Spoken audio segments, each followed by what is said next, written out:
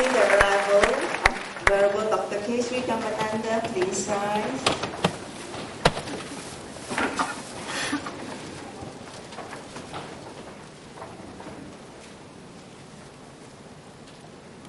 Please be seated.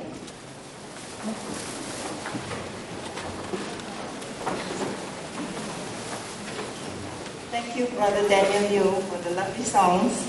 All songs, religious songs, are very soothing to the mind. It has this calming effect, I suppose because of the words. Thank you very much. If we have more time, we would love you to sing more. Thank you. Okay, may I just briefly walk you through tonight's program. Immediately after this, the VP, the Vice President of Singapore Buddhist Mission, Brother Liu, will address you. Following this will be the talk and Q&A sessions, and then we'll wrap up the night's program with blessings from the Mahasangha. Okay, Brother Liu, please. Thank you.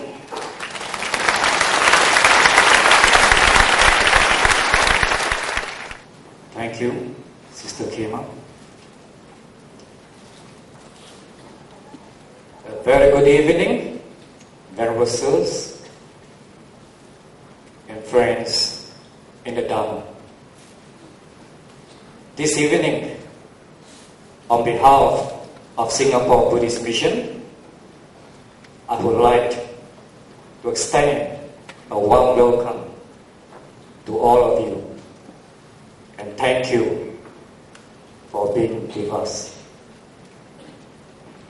Singapore Buddhist Mission was established in 1982 with the objectives to spread the sublime teachings of the Buddha and also to promote Buddhist cultures and moral values. For information about SBM, please feel free to visit our website at www.ihipasiko-sba.org. Tonight's public talk is in line with our objectives, and we are very grateful to our Chief Religious Advisor, Venerable Dr. K.Dhammananda, Maha-Naika Thero, who has kindly consented to speak on the Buddhist concept on God.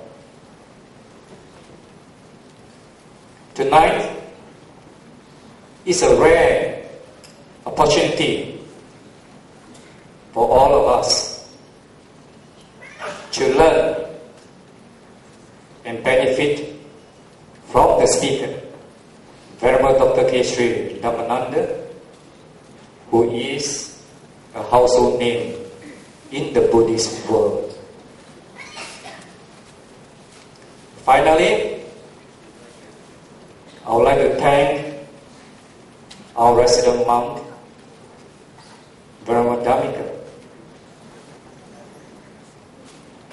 and all our fellow Buddhists who have contributed their time and effort to make this event a success. Thank you once again, and do have a pleasant and fruitful evening. Thank you.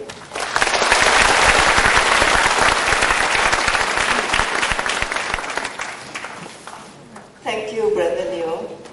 Now, before we proceed with the talk, may I just give you some insight into some activities organized by SBM to the two main ones. We have two main groups to conduct activities, one for the adults and the other one more for the youth. We have the Dhamma discussion group, headed by Brother So. He's over there. He's waving his hand.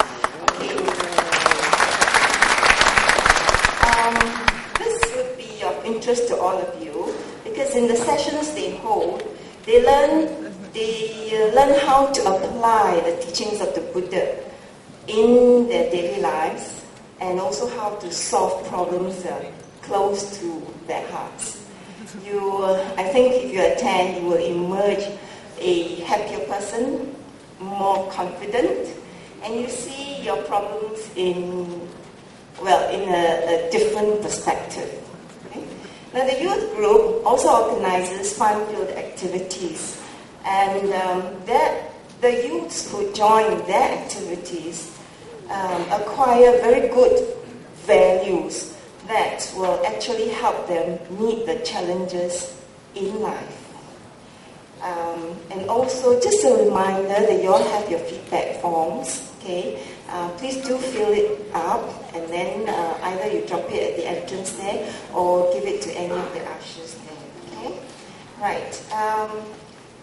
Now, may I introduce you to our Venerable Sir here, the Venerable Honorable Speaker. Now, Venerable? In brief.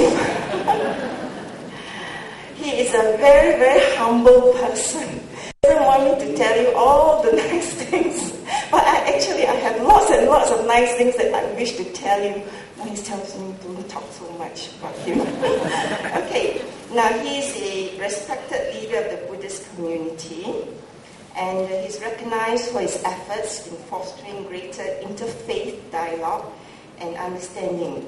And as a result, he has been invited to many interreligious seminars and conferences all over the world.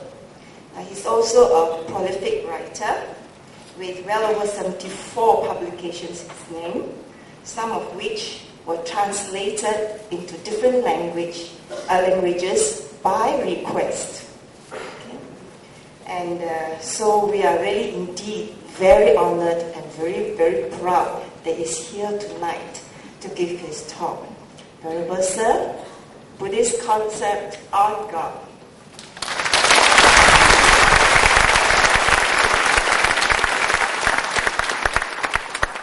Venerable members of the Mahasangha, dear friends,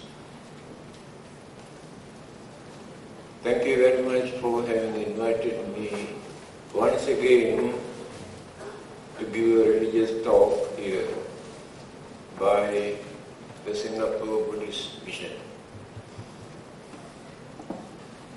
Many years ago, we have formed this Singapore Buddhist Mission to teach Buddhism, but not to convert others into Buddhism. That is the main purpose of this religion.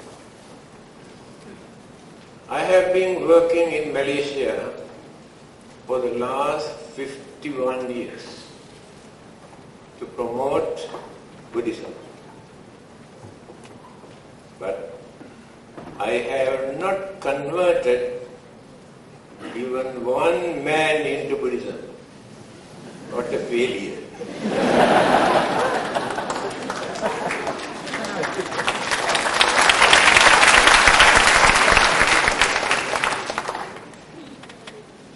But I believe few 100,000 people all over the world accepted the teachings of the Buddha by reading some booklets or attending to religious talks like this. They have developed some sort of confidence in the teachings of the Buddha. They have accepted Buddhism. There was nobody to convert them. Today, our topic is very controversial, very sensitive, but very meaningful topic. Buddhist concept about God. In simple language, whether Buddhists believe in God or not. Today you can find the answer. Because very confusing what people talk about God. Buddhists, Christian, Hindus, Muslim, freethinkers, all of them talk about God. The whole world is divided into three groups. Those who have become slaves to God, depending on God for everything. Another group try to make use of God,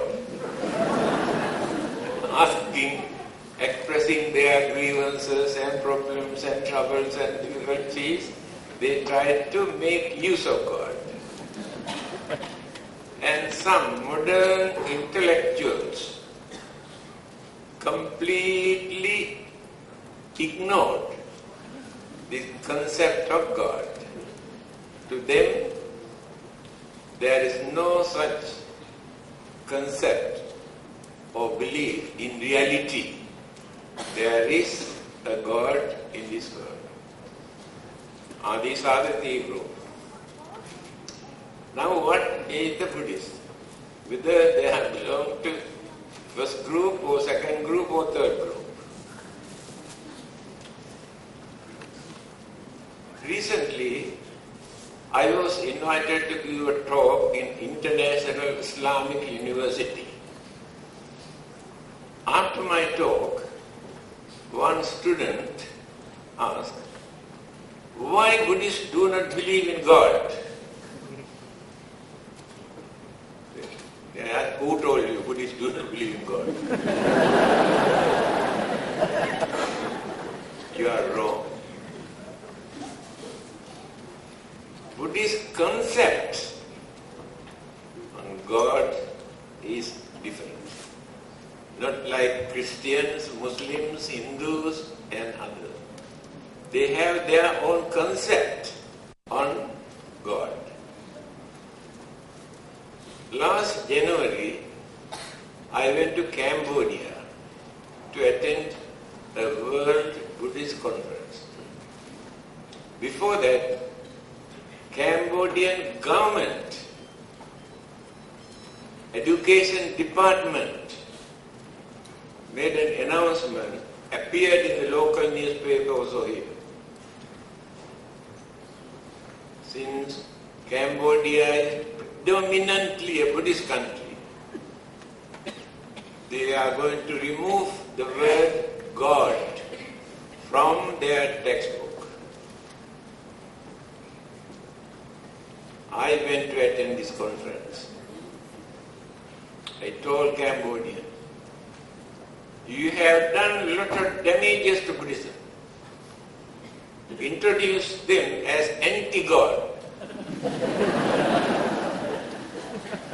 You have no right to remove this word, God.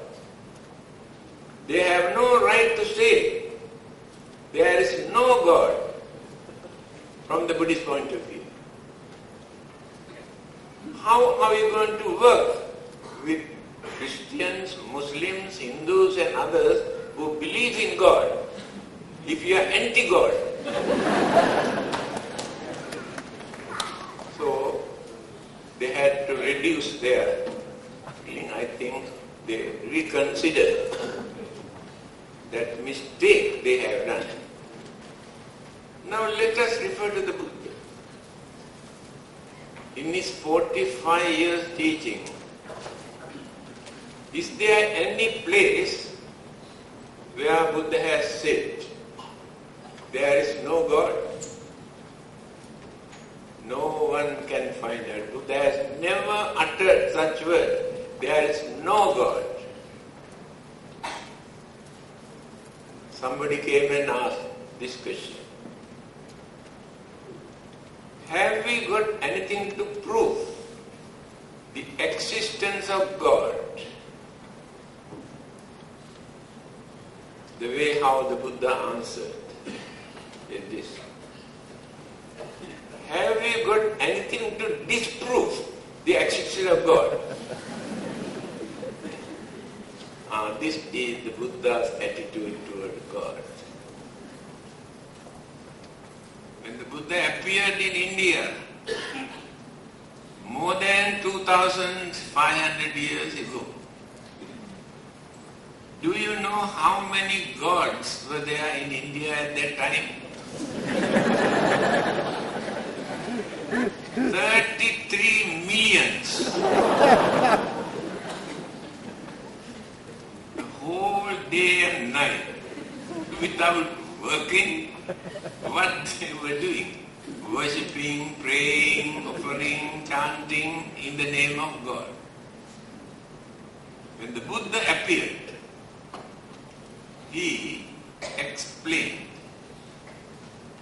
the real concept of God, the qualities of a God, whether gods are important or not, he pointed out. Then I think at least 2 millions disappeared. Because at that time, the moon is God, sun is God, galaxies are God, rain is God, water is God, light is God, earth is God, food is God. That's why for everything today, even pi. That tradition. The Buddha has pointed out, God has nothing to do with all these things. But God exists. Then, the word Brahma, you might have heard, so many thousands of years, people in India used this word Brahma because they have 3 gods, Brahma, Vishnu, Shiva. Creator, protector, destroyer. So Brahma means creator God. The Buddha did not reject this word. In his teaching, we can find out where he has used this word, God. In Metta Sutta, when we radiate our Metta, again Mangal Sutta, Brahmati Mata Pitaro. Mata Pitaro means mother and father. The Buddha never said father and mother. Mother and father. Yes, because mother is the one who suffers because of the child, not the father. So, regard your mother and father as Brahma. What is the meaning of Brahma here? The God that existed in India. This is in the teachings of the Buddha. Therefore, how can we say the Buddha has rejected the concept of God? Again, Ratana Sutra, many of these Buddhists who recite this, Divacha rattocha haranti ye balim tasmai ne rakkata appamatta. Advice given by the Buddha. Those devout religious people, day and night, perform certain religious services.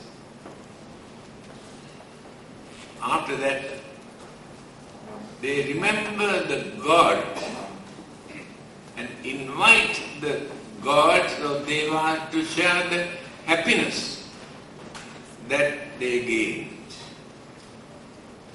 And the advice given by the Buddha to those Devas, those gods, Tasmai ne rakkata appamatta.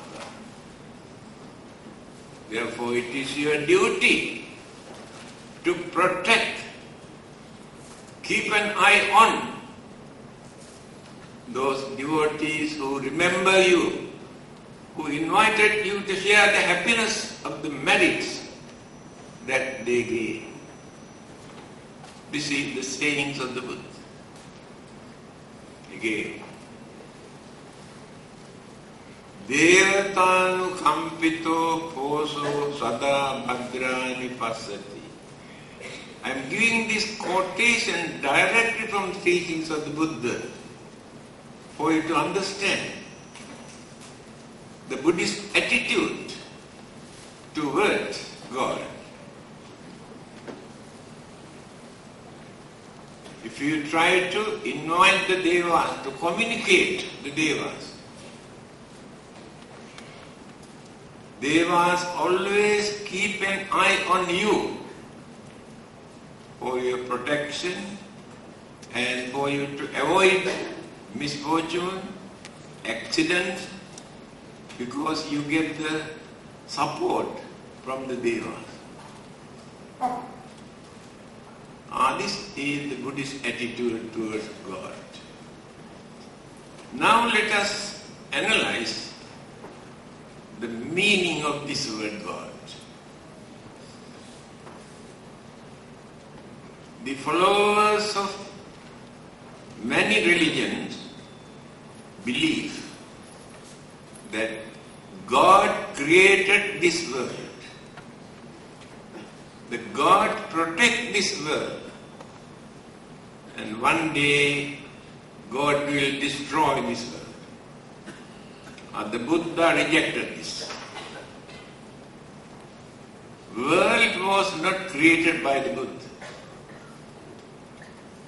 Modern scientists, psychologists, intellectuals all over the world believe this world was not created by the God. Then human beings were created by the God. Do you know? 1998, there was a very big article in the Straits Times, nearly half a page. Pope John announced human beings were not created by the God. They come into existence due to gradual development of evolution. You can refer to State Times and get the quotation. Pope John. Then Archbishop of Kolhampur, Dr.Dhammananda, is a very good friend of mine. 3 days ago also he came to the temple to see me. As soon as he entered into my room, he said, "Please bless me." Yes. When I went to the church to attend some meeting, he comes and blessed me. On his birthday, he invited Christians, Hindus, Muslims, Buddhists, and all of them, after speaking few words, he said, "May God bless you." After speaking few words, I also said, "May the Buddhist God bless you."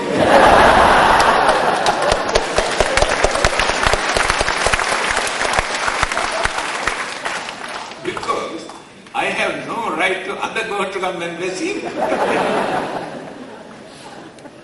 This is our attitude, my dear friend. So, there is no reason for Buddhists, according to the teachings of the Buddha, that God can send us to heaven or hell.